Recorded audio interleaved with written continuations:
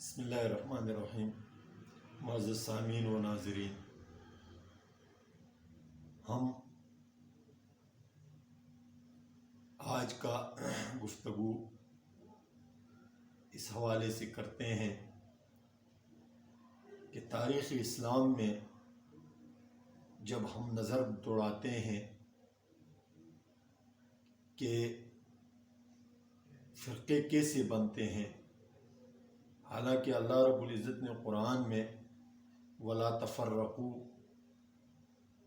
کا حکم دیا ہے کہ آپ آپس میں تفرقہ اور فرقہ بندی نہ کرو، تو اصل میں لوگوں کو یہ مغالطہ ہے کہ کسی کا حنفی ہونا یا کسی کا شافعی ہونا یا کسی کا مالکی ہونا یا کسی کا جو ہے حنبلی ہونا یہ فرقہ بندی ہے۔ حالانکہ یہ فرقہ بندی نہیں ہے، یہ مسلکیں ہیں جو احادیث سے ثابت شدہ ہیں، نبی اکرم صلی اللہ علیہ وسلم کے سنتوں کے پیروکار ہیں۔ نبی علیہ السلام کے تمام اداؤں اور تمام سنتوں کو محفوظ کرنے کے لیے اللہ رب العزت نے ان مسلکوں کو منتخب کیا اور ان کے ائمہ نے نبی علیہ السلام کے مختلف اداؤں کو اپنایا ہوا ہے، اور ان مسلکوں پر عمل کرنے والے لوگ متبع سنت ہوتے ہیں۔ اصل میں فرقہ بندی اسلام میں اس وقت شروع ہوئی جب معتزلہ وجود میں آئے کہ انہوں نے تقدیر میں اور اسی طرح کے مسائل کو چھیڑا۔ کچھ عرصہ بعد کچھ وقت گزرا، انہوں نے عروج پایا، پھر زوال کی طرف چلے گئے، دنیا سے وہ بھی اصلی ہی ختم ہو گئے۔ لیکن ان کے مسائل کو لے کر لوگوں نے مختلف فرقے بنائے۔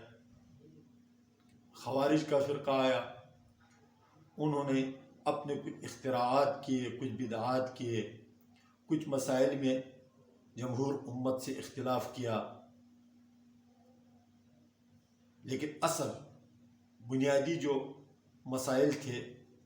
اور جن کا تعلق اصلی دین کے ساتھ تھا، ان میں اختلاف کرنے کی وجہ سے وہ اسلام کے دائرے سے نکل گئے۔ خود تو خوارج کا نام ختم ہو گیا،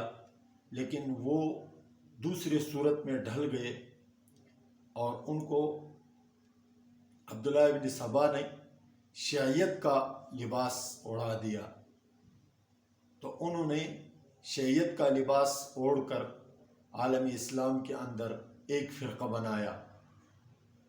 اور یہ فرقہ آگے جا کر 73-74 فرقوں کے اندر بٹ گیا، تقسیم ہو گیا۔ یہی فرقہ ہے کہ ان کا کلمہ ظاہر کہنے میں تو ایک ہے، لیکن حقیقت میں ان کا کلمہ سے لے کر نماز، عبادت گاہ، عبادت کرنے کا طریقہ، عقائد، ان کا ذکر، ان کا ہر ایک عمل جو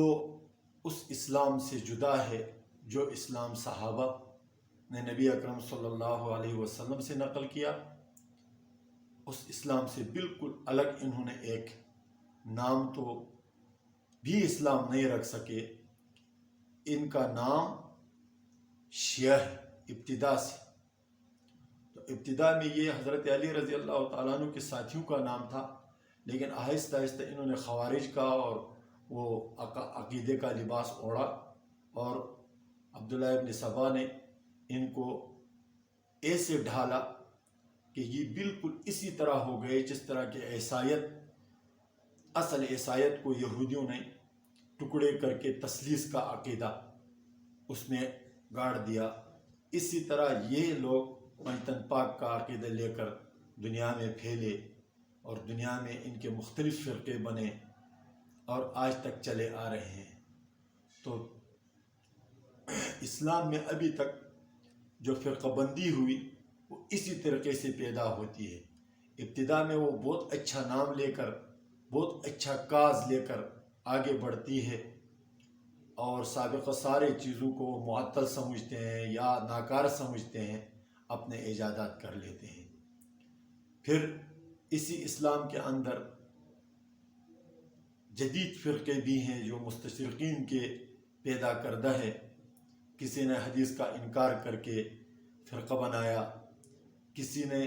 صراحتاً حدیث کا انکار نہیں کیا لیکن تاویلاً کرتے ہیں، جیسا کہ غامدی ہے اور غامدی کے پیروکار ہیں۔ تو اس طرح فرقے بنتے ہیں جو کہتے ہیں کہ سابقہ لوگوں سے کمی رہ گئی، ہم اس کو پورا کرنے کے لیے ایک تنظیم بنایا، اور تنظیم آہستہ آہستہ فرقے کے اندر ڈھل گیا۔ پی ٹی آئی موجودہ دور کا ایک خطرناک فتنہ بھی ہے اور ایک خطرناک فرقہ بھی ہے۔ یہ اگرچہ ظاہر میں سیاست کا لباس اوڑھے ہوئے ہیں، لیکن اس کے پیچھے جو لابیاں کار فرما ہے وہ اس کو آہستہ آہستہ ایک فرقے کے اندر ڈھال رہی ہے،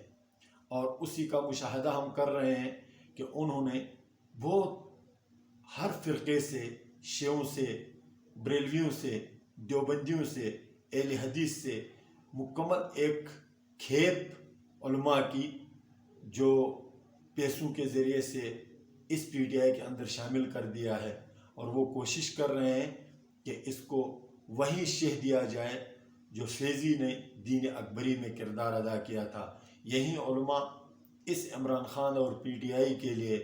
وہی کردار ادا کریں گے جو فیضی نے